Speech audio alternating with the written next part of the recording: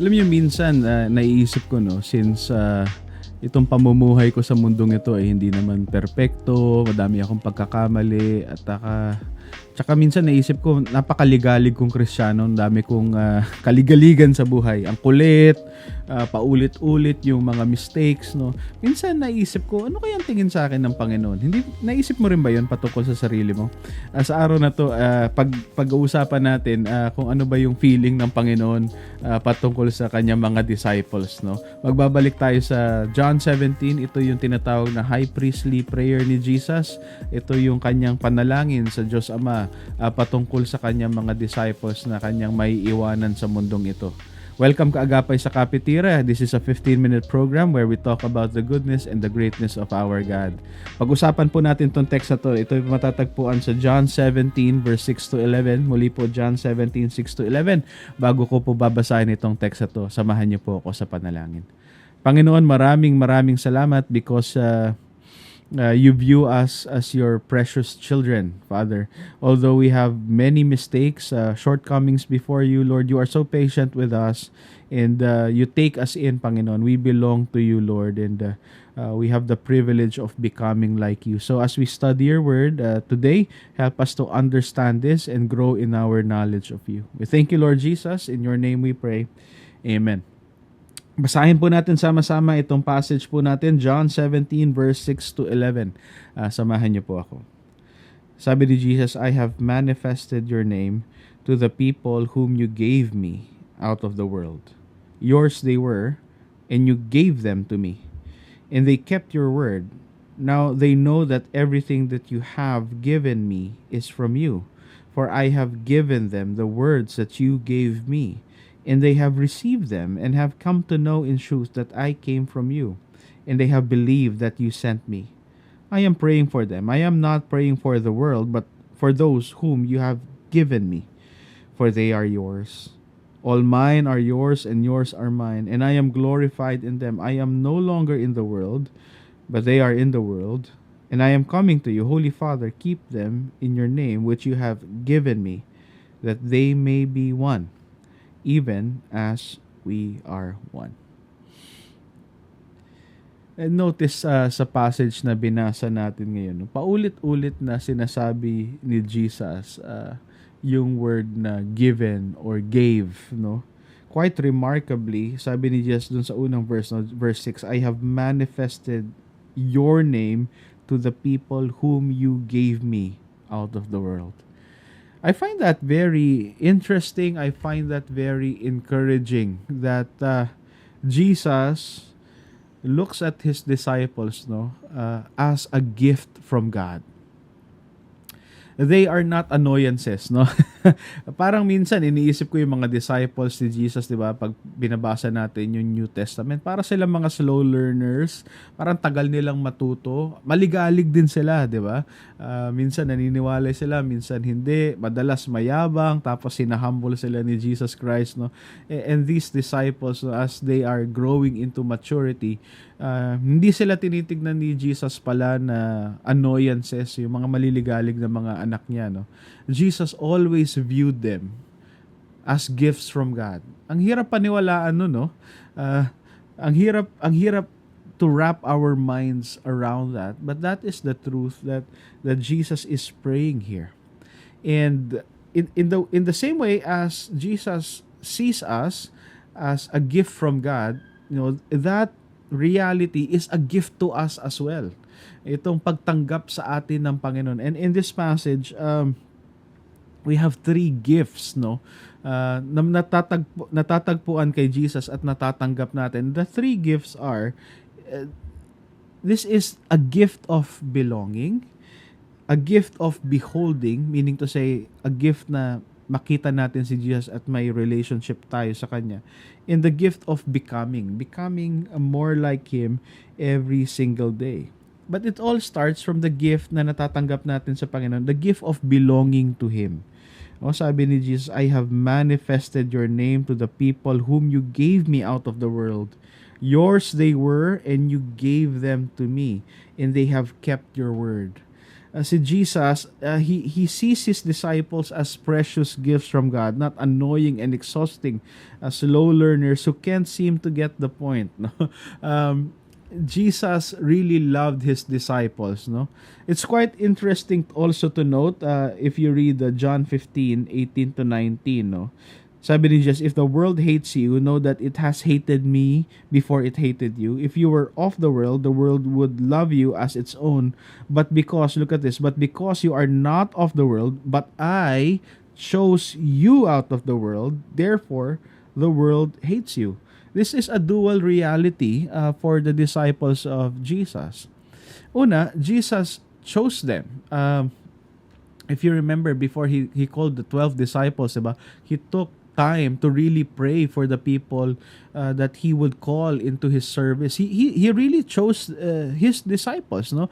Meron ano yan, hindi lang sila assigned kay Jesus kumbaga, no? Pinili talaga sila ni Jesus. Gusto talaga sila ni Jesus. And conversely, hiningi sila ni Jesus sa Panginoon, at ang Panginoon naman, ang Diyos Ama, ibinigay sila kay Jesus. So imagine, we are in the Christmas season now. Imagine you're a child, no, and you really wanted something, and then you ask your parents to buy you that thing, and your parents gave you what you wanted. Imagine the joy in your heart, and the preciousness, no, of receiving that thing that you really wanted from your parent, no. And so Jesus, if you think about, Jesus chose these annoying and exhausting slow learners who can't seem to get the point. He chose them to become his dearly loved disciples or students. That is a great comfort to us, no? Dane Ortland in the book Deeper writes this. Sabi niya, if you are a Christian, God made you so that He could love you. His embrace of you is the point of your life. I know you don't feel it, even that is taken care of. He wants you to know a love that is yours even when you feel undeserving or numb. God, if you're a Christian, if you have put your faith in the Lord Jesus Christ, I want you to know God chose you, God loved you, and the point of your life, the reason why you have life right now, at may buhay ka na walang hanggan, which is knowing God, is because God created you to be loved by Him. There is no greater blessing than to belong to God and to belong to Christ, no? Kasi kalakip nun, belonging with God is beholding God. The ability and the opportunity, the blessing of beholding the Lord, seeing Him. Di ba ito ang sinabi ni Jesus, John 16, I have manifested your name to the people whom you gave me out of the world. Ang sense nung sinabi ni Jesus dito na manifest, no? Sabi dito, yung gamit niyang salita, phanero. It is the active unveiling of what would otherwise remain unseen, to make plain, in open view, to become more apparent. So ito yung full disclosure, kumbaga. Kaya sabi ni Jesus, I have manifested your name. Very interesting yung pag sinabing name, no, sa Old Testament. Ang name pala, hindi lang siya used to distinguish people, no, to label people so that we don't confuse kung sino ba ang sino, no. When they give names in the Bible, this is a certain hope that the children will live up to, no. The name talks about yung desire nung magulang dun sa mga bata, no.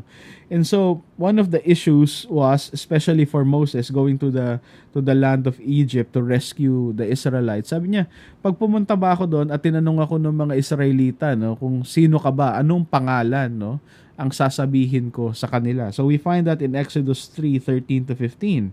Moses said to God, if I come to the people of Israel and say to them, the God of your fathers has sent me to you, and they ask me, what is his name?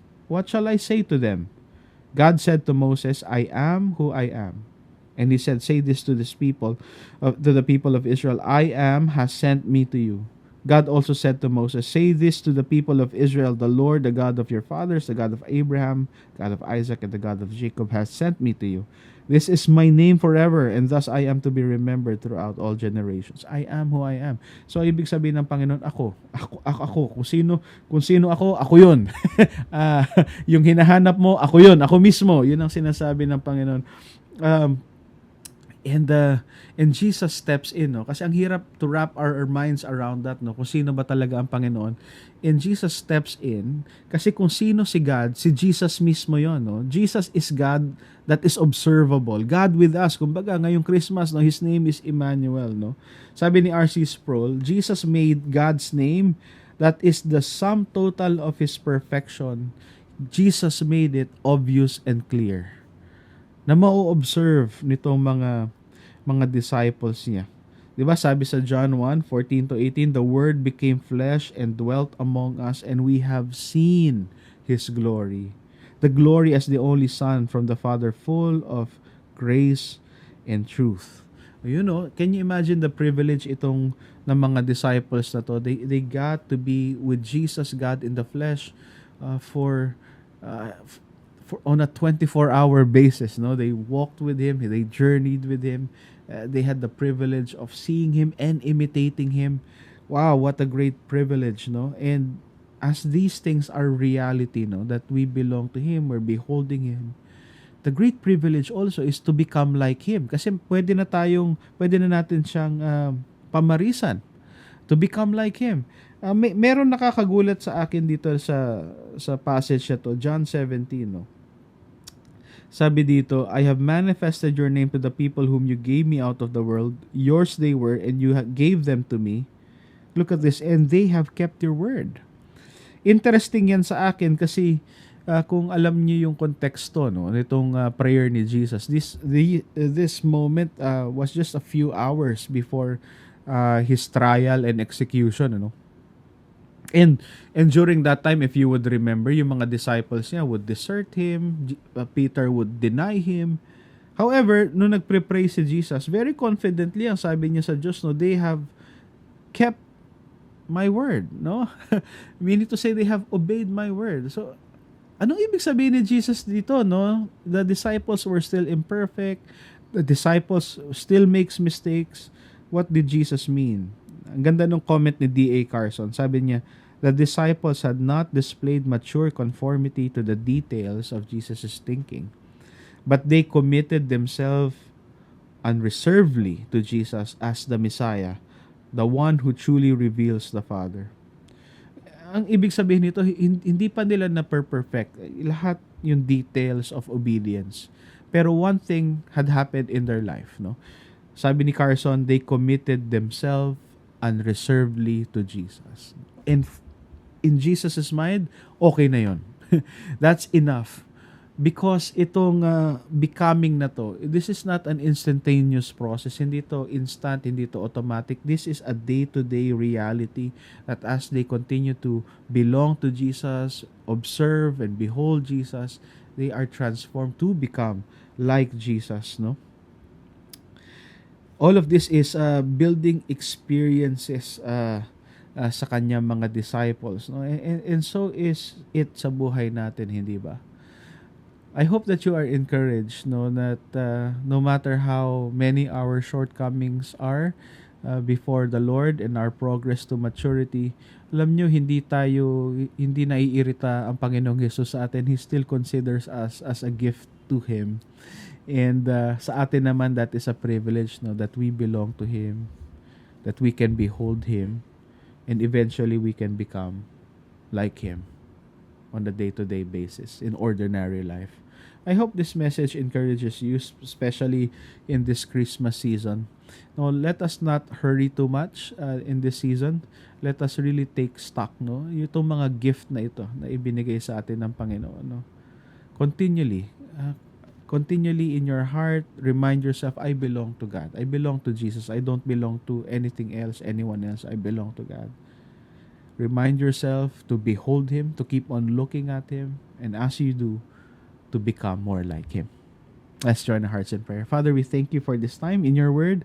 I pray, Lord, that these points would rest deeply sa puso po ng bawat isa, that you would encourage us to constantly, Lord, to remember that we belong to you, to constantly behold you, and one day at a time become more and more like you. Thank you, Lord, for this time. In Jesus' name we pray. Amen. Maraming salamat sa pagsama sa akin sa Kapitira. Ang programa natin ay nasa Facebook at nasa Spotify at syempre dito po sa FEBC Radio TV. I'll see you again next time. God bless you po. Bye.